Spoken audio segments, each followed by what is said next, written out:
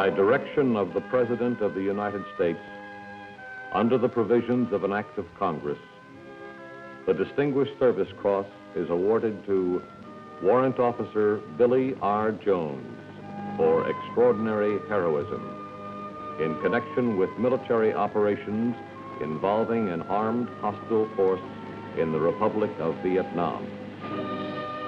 While serving as an armed helicopter commander, Warrant Officer Jones demonstrated decisive leadership, fortitude, and professional skill while participating in an air mobile mission in support of the Army of the Republic of Vietnam in the vicinity of Ben Cat in Dinh Dong Province, Republic of Vietnam. Warrant Officer Jones's mission required him to fly as wingman for his commander, as the two armed helicopters performed a reconnaissance of a proposed landing zone. The lead helicopter came under withering anti-aircraft fire from a heavy machine gun emplaced at one end of the landing zone. Warrant Officer Jones immediately placed highly accurate fire on the Viet Cong position. He continued to advance while firing to destroy the enemy position. As he pressed the attack, his aircraft was taken under fire. And as the co-pilot took over the controls, Warrant Officer Jones managed to fire his last rocket at the enemy position. His final act neutralized the anti-aircraft weapon and permitted the troop-carrying helicopters to land unchallenged. The extraordinary heroic courage and conspicuous gallantry of Warrant Officer Billy R. Jones are in the highest tradition of the United States Army and reflect great credit upon himself and the military service. Warrant Officer Jones was a capable aviator, but he did something wrong, and he paid dearly for it. Though it's not fair to criticize the dead, if he had not made an error, he might not be dead. Perhaps you already know what his error was. Well, later we'll analyze his actions and determine where his mistake lay. Through all of the months of your flight training, your attention has been focused on how to fly and how to use your weapons effectively. Today we're going to discuss some tactical considerations which will increase your chances of surviving in combat. In a few short years, Army aviation has gained combat experience with armed helicopters. Plenty of it. On the subject of armed helicopter safety alone, we could literally write a book. The book we'd write would have many authors, some of them living, and others like Warrant Officer Jones, who gave their lives, writing their chapters. For a title, Cardinal Rules for Attack Helicopters is a little long, but it accurately describes the contents. There would be 12 rules described and illustrated in the book, all of them of great importance to you. The first rule, avoid target overflight, may seem to be too simple. If you want to avoid being hit by the enemy, make yourself as distant and difficult to target as possible. That's an obvious fact. The further away you can stay and still do your job effectively, the more difficult it is for them to hit you. You're in danger of being hit anywhere there are enemy troops. But statistics from Vietnam indicate that approximately 40% of the hits taken by aircraft were received in direct fire support missions during target attack. Obviously, the majority of hits were taken because pilots purposely approached within the maximum effective range of enemy weapons. I say purposely because, unfortunately, the only continually effective way to locate an enemy is to get him to shoot at you. Now, here are the two enemy weapons which have caused most of our hits: the 7.62 machine gun and the 12.7 machine gun. Their light machine gun has a slightly less effective range than ours, only 500 meters. Their heavy machine gun has an effective range of 2,000 meters.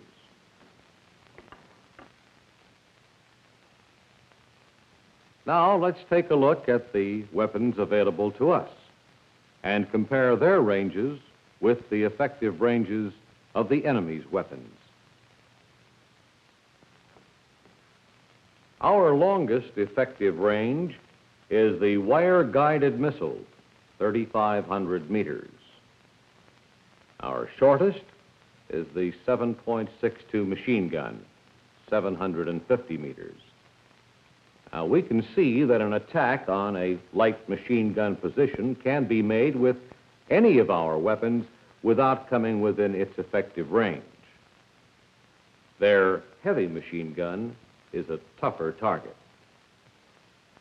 It has a greater effective range than our 40-millimeter grenade launcher or either of our two light machine guns. The obvious answer to this problem is don't attack a weapon which can outshoot your weapons. And if you are armed with a more effective weapon, use it from a range beyond the effective range of their weapons. Right now you're probably saying, yeah, that's easy to say, but it doesn't work that way in the field. And you're right. It's a good rule, but it sometimes has to be broken.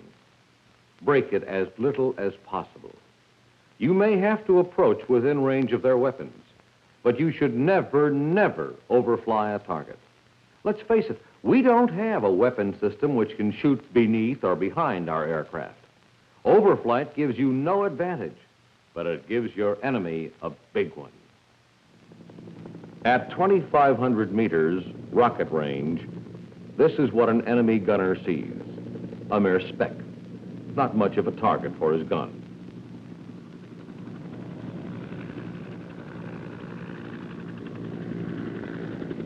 At 1,000 meters, you're a much better target for his heavy machine gun.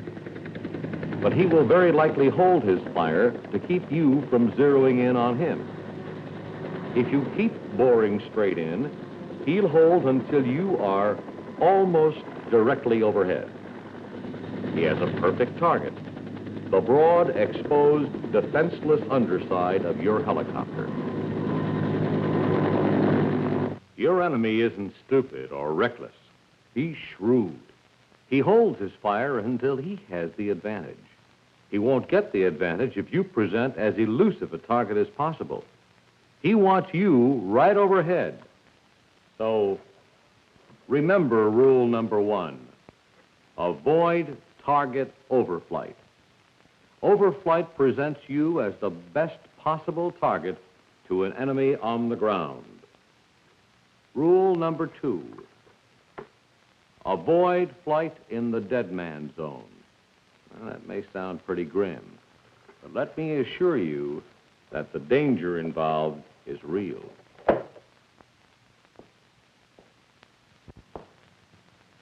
The so-called dead man zone extends in most cases from 50 to 1,000 feet above the ground. This airspace is dangerous because within it you are vulnerable to the enemy's most common weapons. The airspace between 50 and 500 feet is very dangerous. At this altitude, your relatively slow-flying aircraft can be hit by even fairly unskilled riflemen. Below 50 feet, your enemy has you in his field of fire for a much shorter time. His chances of a hit are decreased. In order to see just what you look like to an enemy gunner, let's see what you look like at various altitudes. This UH-1 is at 1,200 feet, flying at normal cruise. A fairly difficult target, right? Here's another at 750 feet. Considerably better target. Just right for a good man with an automatic gun.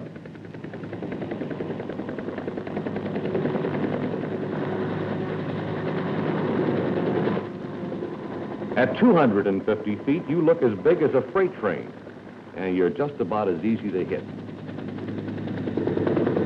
Now, watch closely. 50 feet, a big target, but a fast one. The area below 50 feet isn't recommended, but if a mission must be performed below 1,000 feet, then it is better to operate below 50 feet than in the airspace between 50 and 1,000 feet. Whenever a mission can be accomplished from a higher altitude, stay well above 1,000 feet and out of the dead man zone. These altitudes, 50 feet to 1,000 feet, apply only to areas where the terrain is level.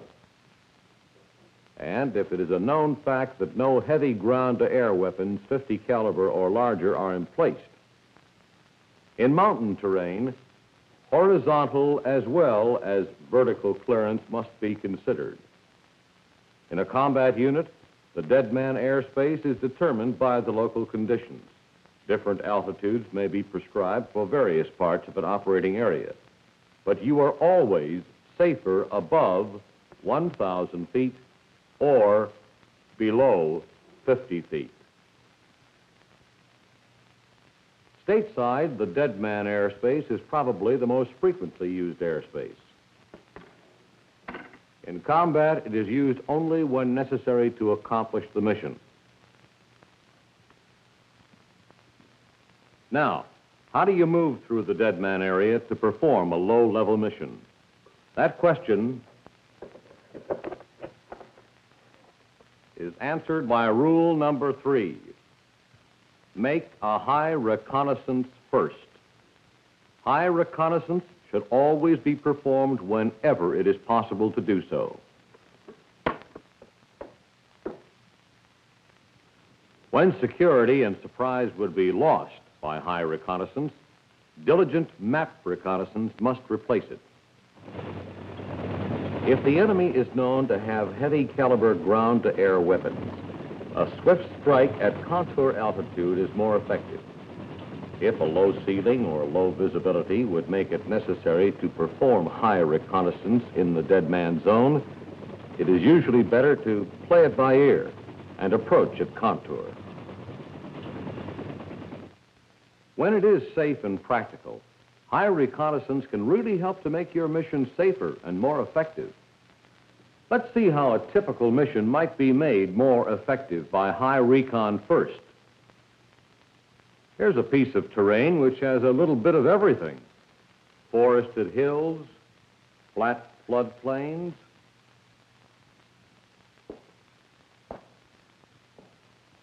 and a river. Your mission is to reconnoiter the area to determine its suitability as a landing zone for an airmobile operation. As you approach on high recon, you note that this higher, heavily wooded hill would be a very likely place for a hostile strong point defending the river. The lower hill does not provide as commanding a view of the river. You form your plan for low recon while well above the dead man zone.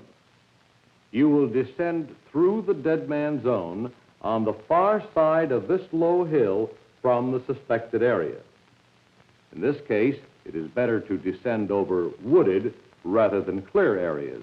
The trees interfere with enemy observation. At contour altitude, you put your plan into effect immediately.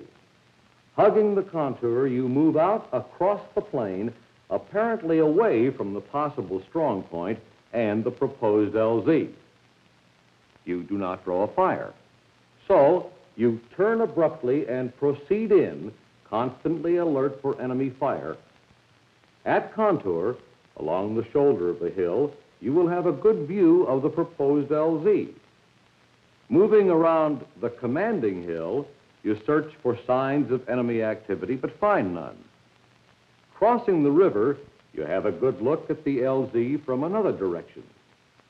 Finally, you return to your point of descent and climb out quickly through the dead man zone.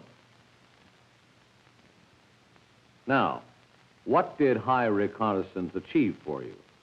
It gave you an opportunity, while safe from small arms fire, to spot the potential danger areas and plan a route for examining them while on low reconnaissance.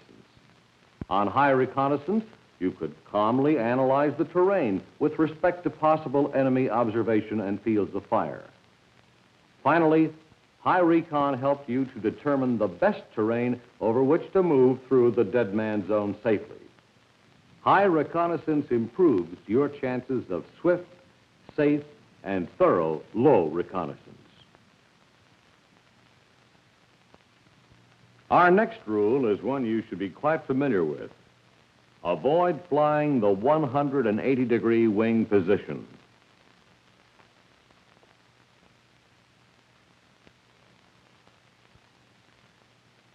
This rule, of course, particularly applies to low-level flight, but it is also important at all altitudes. The reasons for this rule can be simply and clearly demonstrated. Now, let's assume this is a fire team on low reconnaissance. Fire team leader and a wingman.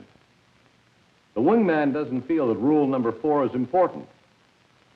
He spends most of his time following the leader directly behind him. What does he see on the reconnaissance? Exactly the same ground that his leader sees. As far as observation is concerned, he might as well be back at his base. By avoiding the 180-degree position and maintaining free cruise 300 to 400 meters behind the leader, he can sweep a broad area, greatly increasing the team's total observation. While the fire team leader establishes the route and selects the areas to be observed, the wingman covers a wide path behind him. By maintaining slightly lower altitude, he can readily detect changes in the leader's course.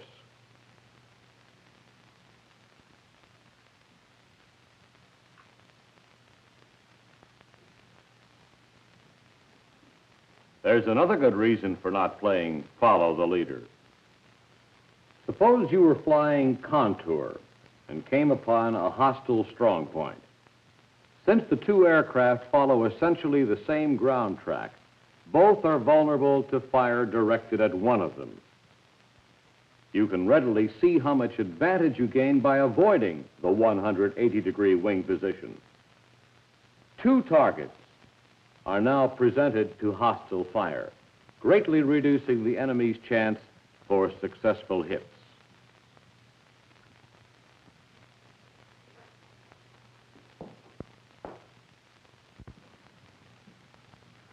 One of the primary advantages of the fire team is mutual support. Don't throw away the advantage by playing follow the leader. Avoid flying the 180-degree wing position. Equally important is Rule 5. Avoid flying parallel to terrain features. What terrain features? Why? We can answer that best by going back to our terrain board again.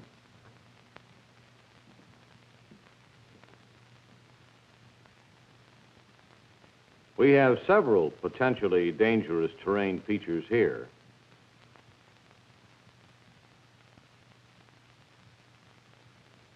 Flying parallel with a road can be dangerous. Flying parallel with a river can be dangerous. Ridge lines and coastlines are also dangerous. In fact, any continuous line-like feature can be a source of danger. Why? Such places are natural points of concentration for enemy troops. Following a course parallel with them exposes you to attack. There's another more subtle reason, too. Suppose there are enemy units here on the bank of the river.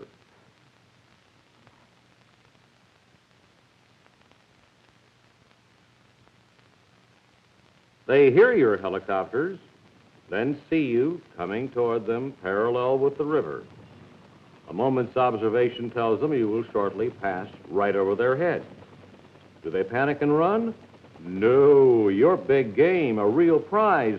They conceal themselves, get their weapons ready, hold their fire until you're right overhead, and let you have it. With a little luck, they've bagged a Huey. Maybe two. By flying parallel with a terrain feature, you telegraph your intended course.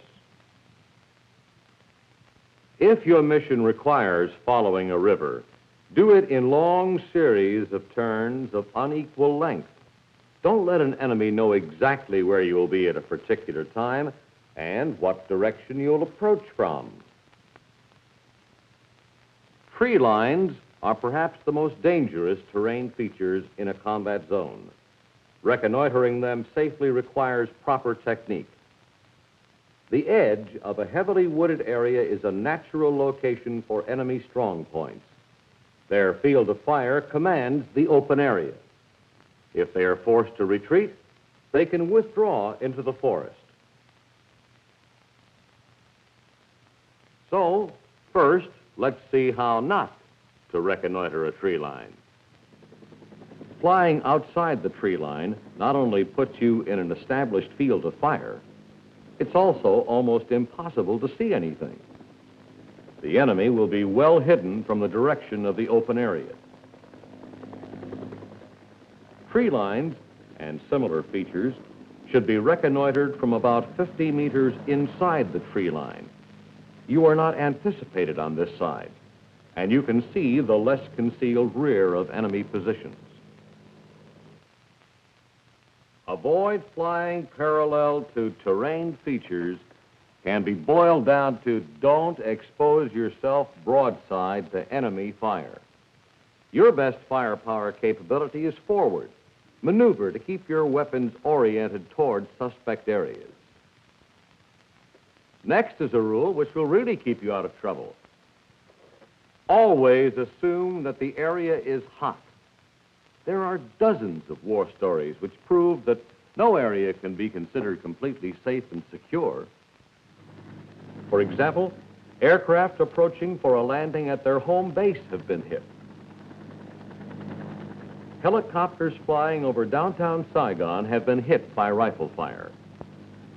In warfare without battle lines, no area is secure. In this kind of warfare, establishing set patterns of operation must never be permitted.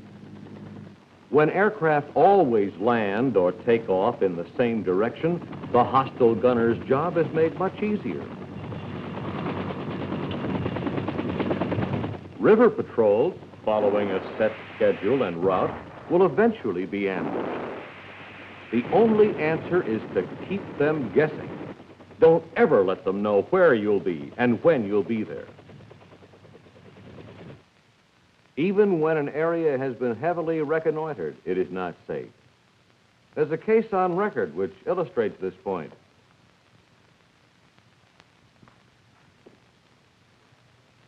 This location in the Delta area of Vietnam was to be used in a large air mobile operation. There were 3 landing zones: Alpha, Bravo, and Charlie, situated around a small but densely wooded area. The surrounding area was almost entirely clear.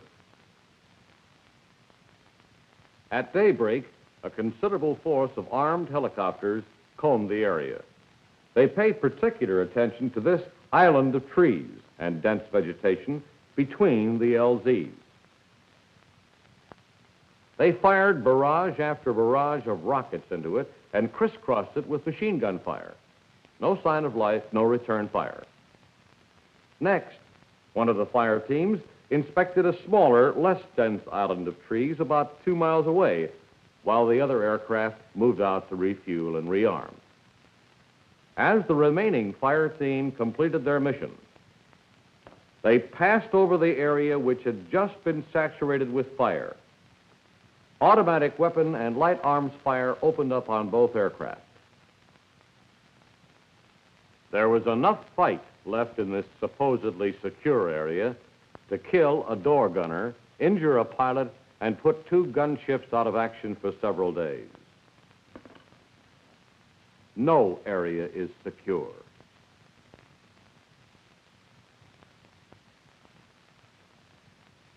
Even recon by fire does not assure that you can move over it safely. There is only one sensible way to proceed. Always assume that the area is hot. This rule, perhaps more than any other, can save your life.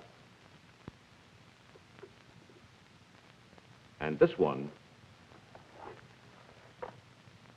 can save the life of a fellow soldier. The worst radio call an aviator can hear is, "Cease firing, you're killing friendlies." It happens, and it shouldn't. It happens most frequently in fast-moving situations where fire teams are called in with no prior knowledge of the ground plan. Firing on friendly positions can be avoided, and the way it can be avoided is clearly stated in Field Manual 1-110, Armed Helicopter Employment.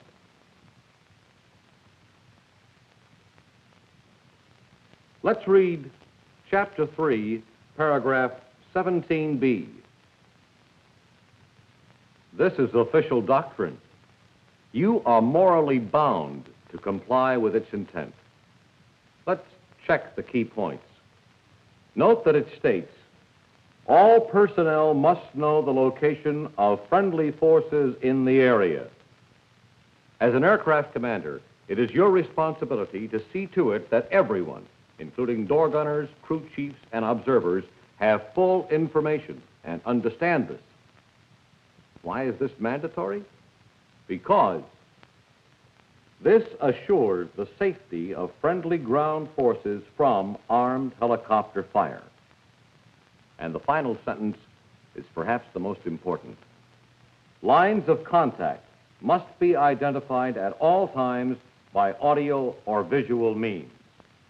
There are no exceptions. You should not even return fire from the ground until friendly forces are located. Friendly and enemy troops are so often intermingled with no definite battle lines that hasty return of fire can cover areas occupied by our own men. Don't let overenthusiasm run away with you or your crew. Don't fire until friendly troops are positively located. Why not fire over the heads of friendly troops? That can't possibly hurt them. As a matter of fact, it can hurt them, and it can hurt you. It is usually the worst possible direction for a firing run. We'll establish a situation to demonstrate why this is true.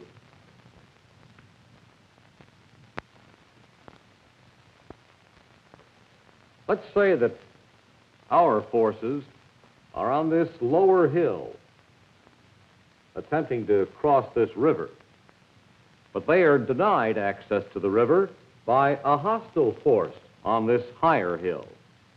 A helicopter fire team is called in to even up the odds. If you were the mission commander, how would you send your gunships in? Over the heads of the friendly force? If you did, you'd be flying right into the enemy gun barrels, which obviously are oriented toward the friendly force. You would be attacking a long, narrow objective broadside, getting minimum advantage from the beaten zone of your weapons. For these reasons, it is never wise to make a target run over the heads of friendly troops. If you attack from one flank or the other, you will not have as many guns pointed at you, and your weapon's beaten zone will conform to the shape of your target. Your advantage is almost always increased by attacking from a flank rather than over the heads of a friendly force. An overhead firing run can also hurt friendly troops.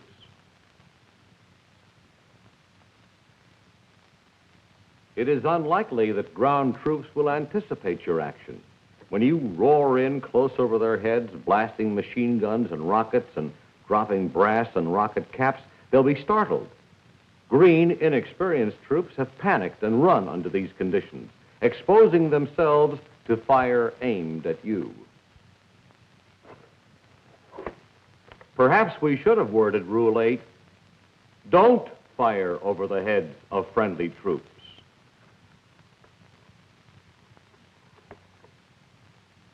The next rule is self-explanatory.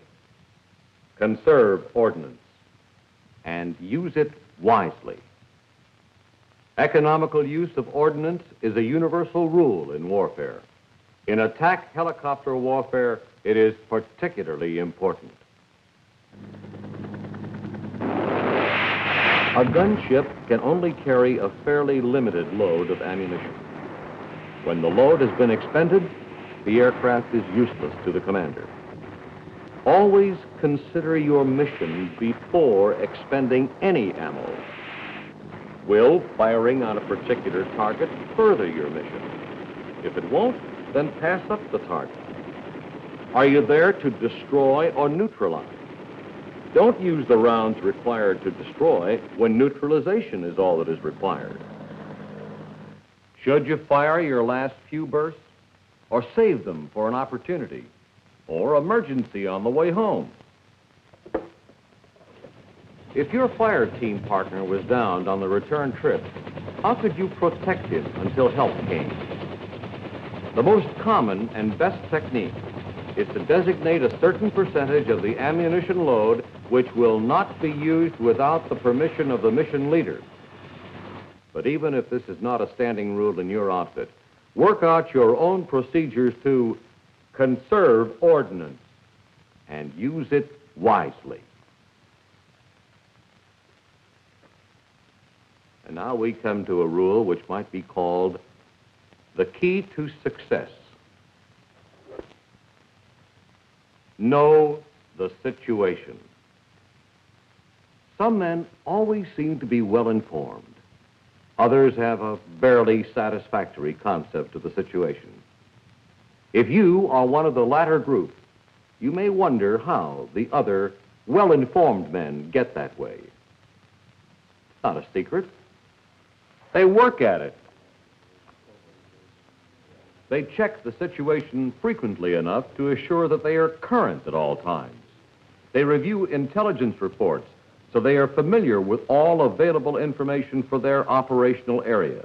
And when these men, who are habitually well-informed, are new in a unit, they work especially hard at it. I sure appreciate you taking the time to clue me in.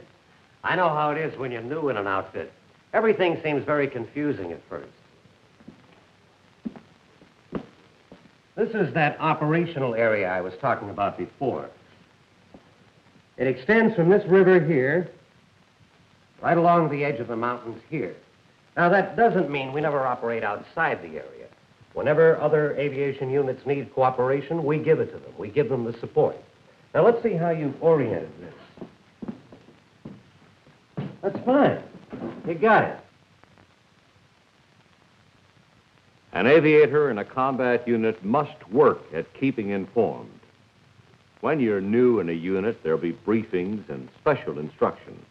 But you will progress much more quickly if you take the initiative, ask questions, study situation maps, read intelligence reports, attend briefings and debriefings even when you're not involved in the mission.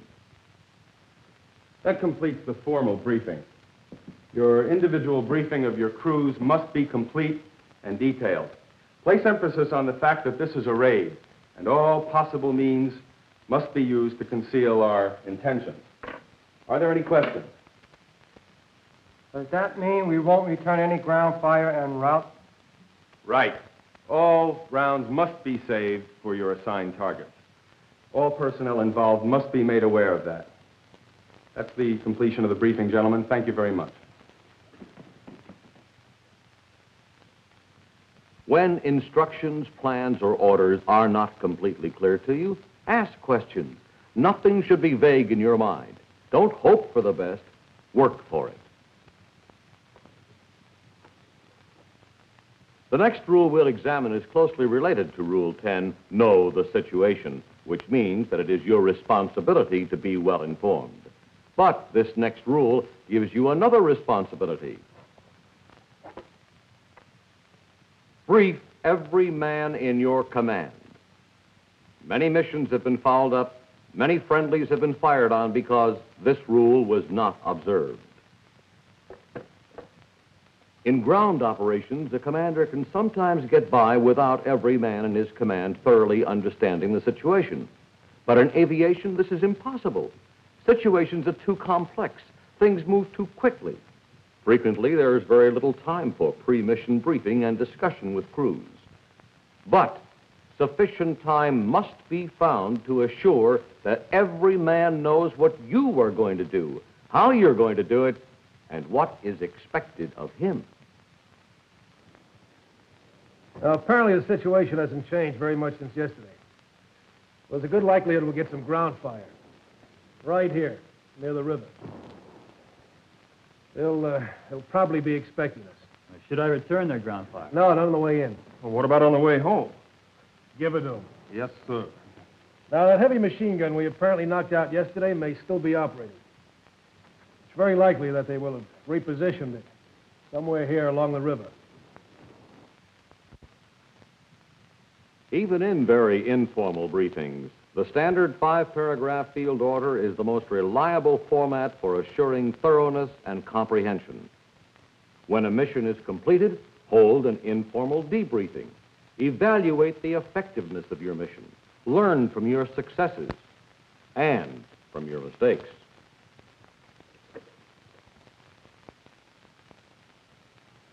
The final rule is perhaps more important than all the others. Take your time. Failure to take sufficient time to properly size up a situation and form a plan has killed many aviators. It killed Warrant Officer Billy R. Jones. Now that we know the cardinal rules for attack helicopters, let's review Jones's final moments. He was wingman in his fire team, flying reconnaissance on a proposed LZ. His fire team leader was fired on by a heavy machine gun and placed at one end of the LZ. Jones did the right thing immediately. He fired on the hostile machine gun from a safe distance to suppress its fire and protect his team leader. Up to this point, Warrant Officer Jones's actions were excellent. But then he broke a cardinal rule. He did not take time to plan a coordinated attack with his teammate. He flew straight into the muzzle of the hostile gun. He did not inform his team leader or his crew of his intention. His determination overwhelmed his good sense and his training.